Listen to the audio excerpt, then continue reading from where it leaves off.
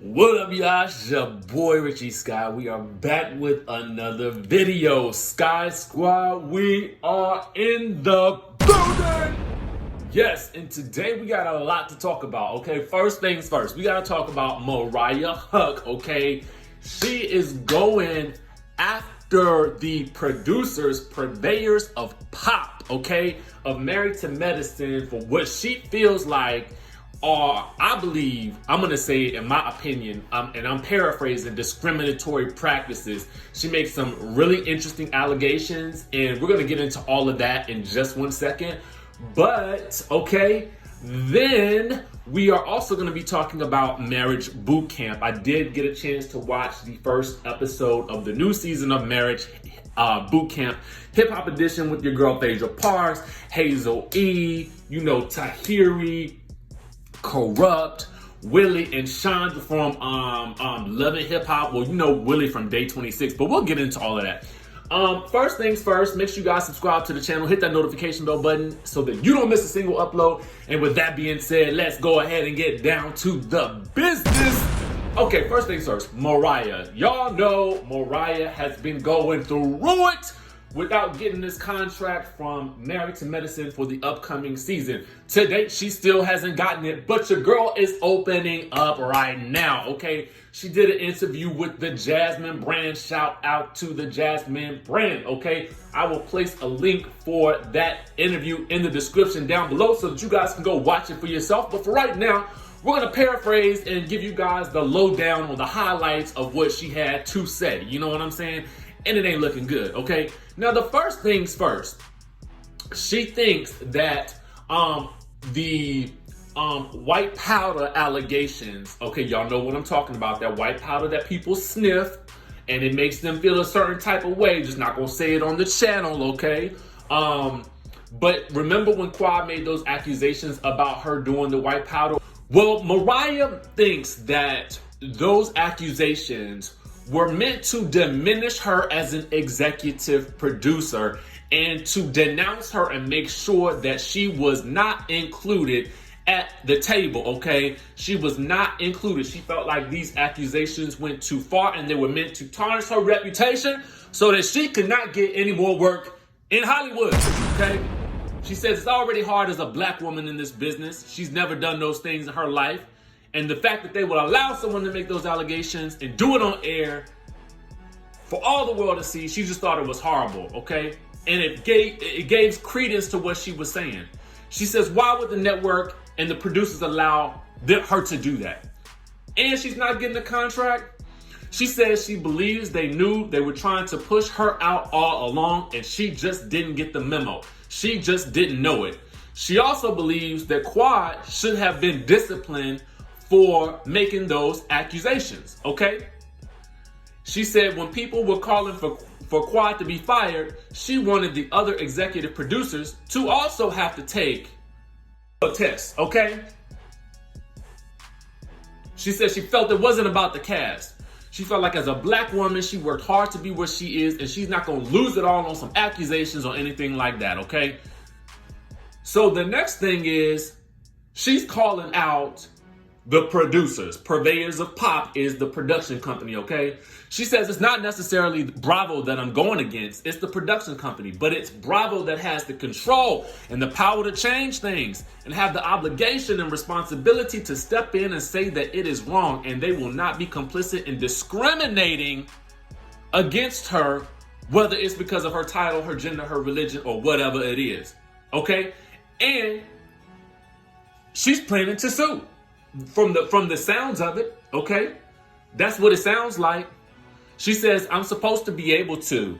Typically you are. The situation is different with me because even in my contract, I'm supposed to have a reasonable amount of creative control, okay?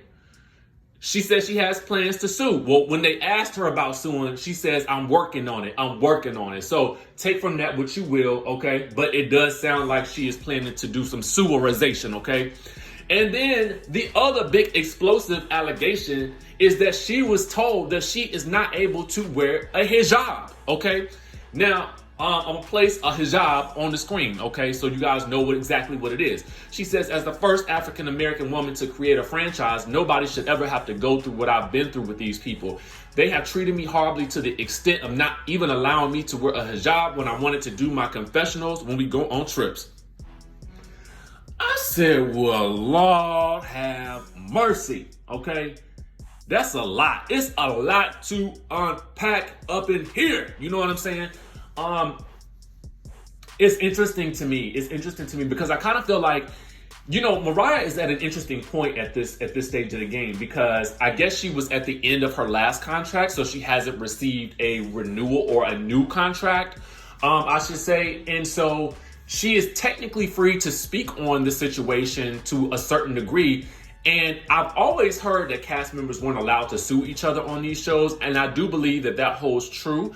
But I don't necessarily know if there's a stipulation that says that she can't sue the production company in the event that she is not offered a contract for the next season. And to be quite honest with you, from the way that it sounds, it almost sounds like they wrote it in such a way, or they did that contract with her in such a way that they were able to really do kind of what they wanted to do with her. And she basically, you know, had to go and follow suit. I mean, that's kind of what it sounds like to me.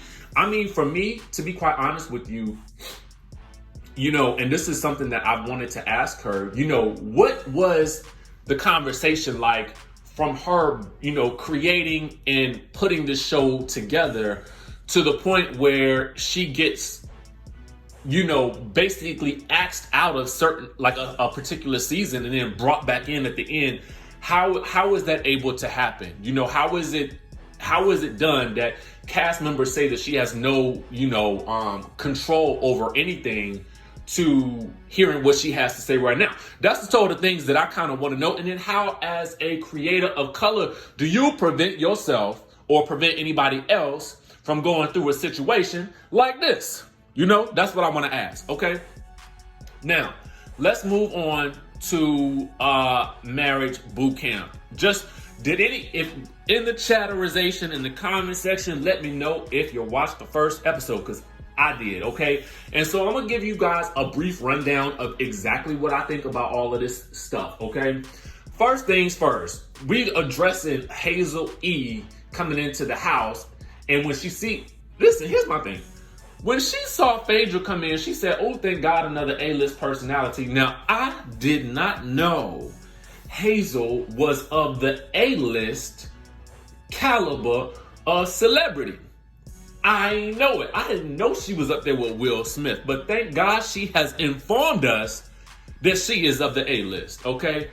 The next thing we have to address is, you know, Willie and Shonda, when they come in and off the rip, Shonda and Hazel are going at it for Hazel's past colorism remarks, okay? You know, seeing that stuff on the screen, I'm reminded of like how whack what her statements were. And I was honestly quite shocked that Shonda was so easily able to maneuver past their beef. Maybe the beef wasn't that serious, but I felt like I still kind of give Hazel E the side eye with regards to those comments, because it's like, I know it was a couple of years ago, but still, it's just like, why would you ever even fix your mouth to say those things? Anyway, that's neither here nor there at this point, because she's going to be whatever she's going to be.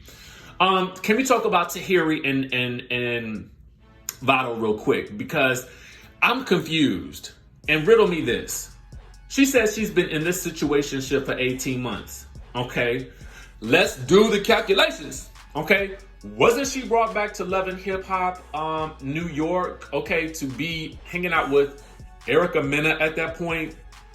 And then it seems like she was just brought in to sort of cause some controversy between Joe Budden and Sin, okay?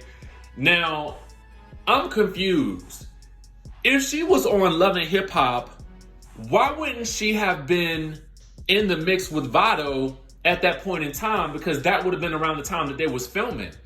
It don't make no sense to me, because we never even, from my knowledge, now maybe I missed it, maybe I blinked, but I didn't see it and I didn't hear it. And y'all can tell me in the comment section if you heard it or saw it, but I didn't see it or hear it, so let me know. But I didn't see that there was any mention of Vado, okay?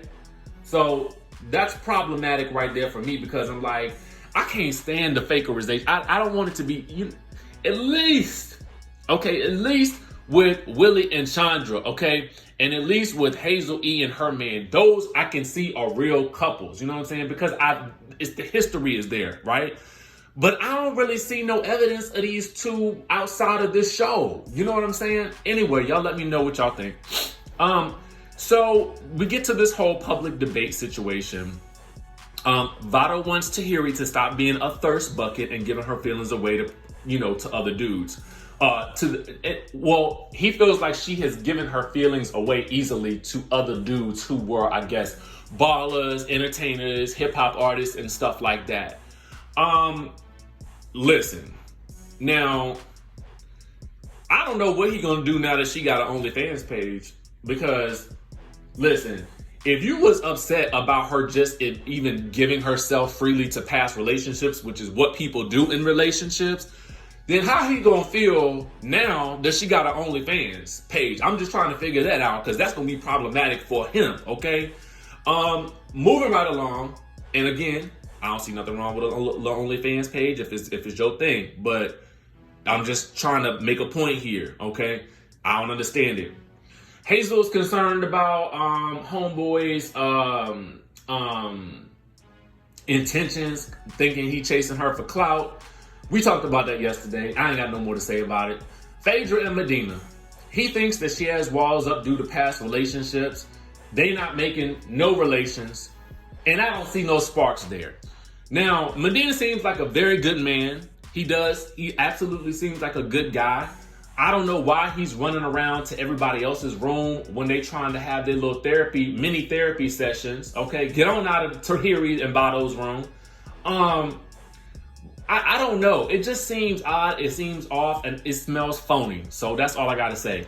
Willie and Shonda, initially I thought they bickering is kind of cute. You know what I'm saying? I feel like they probably the type that a relationship, they argue real passionately and then they make love real passionately. You know what I'm saying?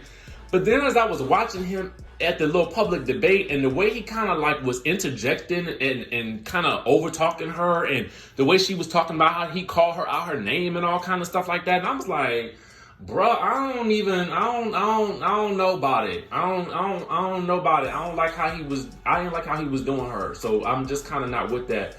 And then I just got to say this, Tony and Corrupt, they need a lot more than marriage boot camp. I feel like, honestly, this is just my take on the situation. I feel like he needs treatment. Okay, he needs treatment, and that is going to be the best resolve for his situation. Now, y'all let me know if y'all watching marriage boot camp. Let me know what y'all thoughts are about the situation. We're going to keep watching to see how it goes and see if it can still keep our interest. But for right now, I'm on the fence with it. You know what I'm saying? I'm on the fence. But ain't a whole lot to be watching on TV right now, so we're going to try to hang on to it for as long as we can, or at least until Real Housewives of Potomac starts. But anyway, you guys make sure you guys hit me up in the comment section. Make sure you guys subscribe to the channel, hit that notification bell button, and now I'm going to see y'all in the next video.